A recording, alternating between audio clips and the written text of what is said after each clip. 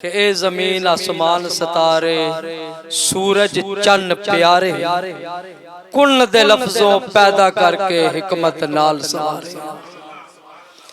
जिन इंसान मलाइक नूरी सब मखलूक बनाई, जिन इंसान मलाइक नूरी सब मखलूक बनाई, एक तो एक चढ़दियां शक्लां दे के नाल सब।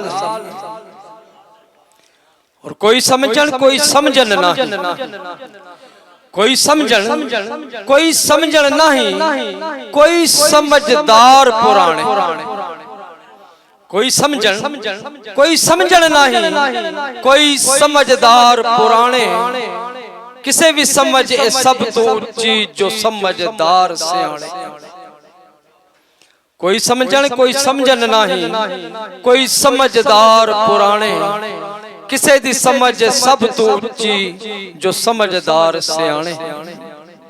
और इस दुनिया विच सच्चे मालिक ने भेजे बहुत प्यारे, सोना नाम रब सजेदा दसन पैगंबर सारे।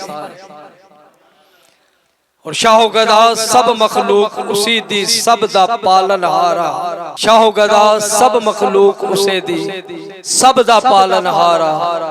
कदर बकदर सब नू देंदा सच्चा रब प्यारा। और इस मखलूक सारी दा मालक आप हक तआला, इस मखलूक सारी दा मालक आप हक तआला। राया ए है मालक सब दा हर एक दा रखवाला।